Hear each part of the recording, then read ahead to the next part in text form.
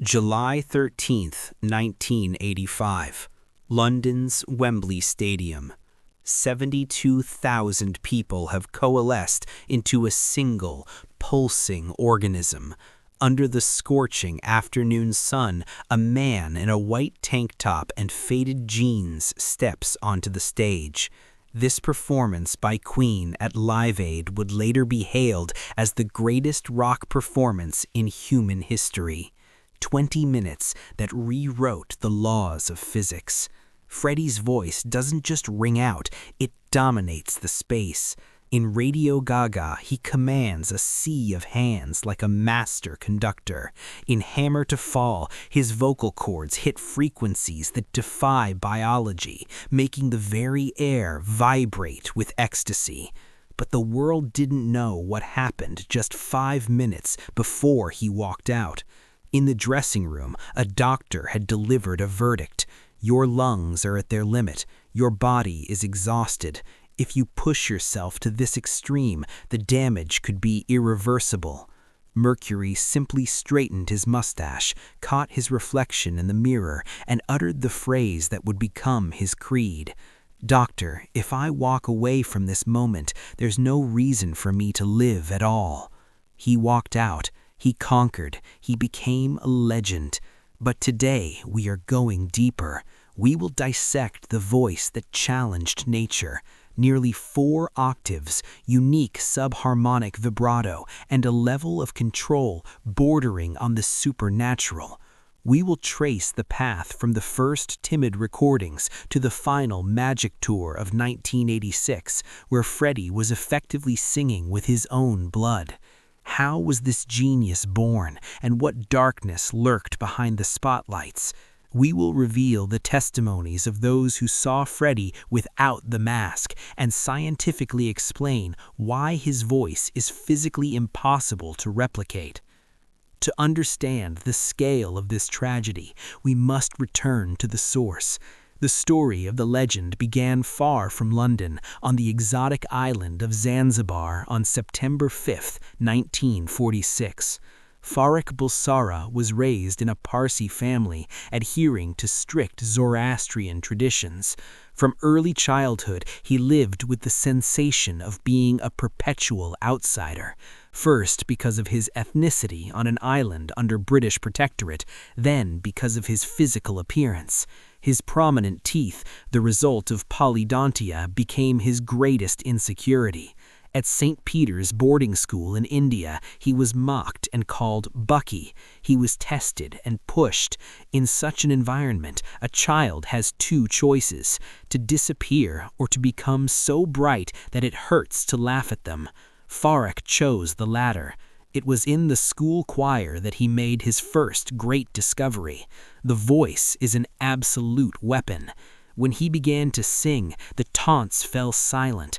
While he held a high note, his teeth weren't a defect, they were part of the instrument. He grew like a sponge, absorbing Indian classical music, British pop, and church hymns.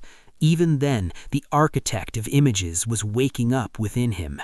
Farrokh wasn't just learning to sing, he was learning to construct a persona who was bolder, fiercer, and fearless than the young Parsi boy. This was the first stage of creating the armor the world would later know as Mercury. In 1964, revolution in Zanzibar forced the Bulsara family to flee to England. A gray, cold Heathrow became Farrokh's portal to a new reality. London in the 60s was a boiling cauldron of culture, and Farrokh, enrolled at Ealing Art College, dove into the abyss. He studied graphic design, but his true canvas was his own self. When he met the musicians of the band Smile, Brian May and Roger Taylor, he seemed like just another eccentric fan, but it was a deceptive impression. Roger Taylor recalled how Freddie could listen to the same record for hours, analyzing not the melody, but the singer's breathing technique. He wasn't just imitating, he was dissecting. The choice of the pseudonym Mercury was no accident. Mercury is the messenger of the gods, a symbol of fluid metal, fast, toxic, and brilliant. Farrokh Bulsara died to give life to Freddie Mercury. With the birth of Queen, the rules of the game changed. Freddie immediately set the condition. This wouldn't just be a band, it would be theater. He became the chief dramatist, director, and conductor of chaos. Every performance was planned like a military operation to seize the audience's attention. If we analyze Freddie's vocals from an engineering perspective, we see an incredible construction. His range spanned nearly 4 octaves, from a deep, velvet-toned baritone to a piercing tenor reaching into falsetto. But the uniqueness wasn't in the number of notes, it was in the method of delivery. Freddie possessed a rare gift. He controlled his vibrato on a physiological level. For most singers, vibrato is a natural fluctuation of sound, but Mercury could change its frequency at will, like a violinist changing the pressure of the bow. His vibrato was incredibly fast, around 7 Hz, creating an electric tension in the voice. His lower register sounded like the tolling of a bell, dense, confident, supported by the diaphragm. But when he moved up, the sound acquired a cutting, almost instrumental brightness. He didn't just sing a song, he hacked it.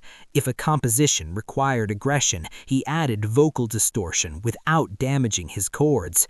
If tenderness was needed, he moved to a whisper-like subtone, creating an intimate connection with each of the 70,000 spectators. 1975 was the point of no return. Bohemian Rhapsody was a challenge to common sense. Opera, ballad, heavy rock, it should have fallen apart, but Freddie's voice was the glue that bound the impossible. In the studio, he exhibited the traits of a maniacal perfectionist. The operatic section was recorded in layers, creating the effect of a massive chorus from just 4 people. Freddie returned to the microphone for 10 to 12 hours a day. He demanded perfect intonation, a flawless attack. It was during this period that the first problems began. The voice is a muscle, and Freddie exploited it ruthlessly. After recording the Rhapsody, he confessed to those close to him that he felt a metallic fatigue in his throat, but instead of taking a break, he floored the accelerator. Queen transformed into a stadium machine that could not be stopped. By the mid-1980s, the band had reached critical mass. Freddie realized that in a stadium, vocal subtleties take a back seat to energy and crowd control. At Live Aid in 1985, he gave a masterclass in human mass management. He used his voice like a spotlight. In the famous AO call and response, he forced the stadium to repeat complex vocal passages. It wasn't just a game, it was a demonstration of dominance. That day, he sang better than ever, despite the doctor's warnings. It was a moment of absolute catharsis, where the spirit completely subjected the weakening body. But there was a price for this triumph. After the performance, Freddie sat in the dressing room for a long time, unable to even unclamp his fingers from the microphone stand. His voice was shredded, and his body demanded rest he had no intention of giving it. The Magic Tour of 1986 was the largest and most difficult trial in the history of the band. 26 stadium shows, each over 2 hours long. It was a marathon of survival. Freddie took the stage in a robe and crown, asserting his power, but backstage he increasingly resembled a wounded athlete. In July 1986 in Manchester, an incident occurred that fans try not to remember. During Who Wants to Live Forever, his voice, which had always seemed unshakable, suddenly betrayed him. A cough, a rasp, a momentary loss of support. For a second, a ringing silence hung over the stadium. Freddie froze, but within a heartbeat, he turned it into an acting choice. He smiled, took a theatrical pause, letting the crowd sing the line. It was the highest form of professionalism, turning a disaster into a performance. However, those in the front row saw the truth. His eyes in that moment were full of the realization that time was running out. In Barcelona, after the final chords of Bohemian Rhapsody, Freddie collapsed to his knees. The audience wept with joy, thinking it was part of the show, but the assistants knew he fell because his legs simply refused to hold his weight. He stood up 3 seconds later, straightened his back, and finished the concert with a victor's smile. This was a war against his own biology, and Freddie was winning through pure force of will. August 9th, 1986, Kenilworth Park. 120,000 people witnessed Freddie Mercury's final live performance with Queen. A sense of the finale hung in the air. When the last notes of God Save the Queen faded into silence, Freddie stood on the edge of the stage for a long time, looking out at the sea of people. He didn't wave his arms, he just watched.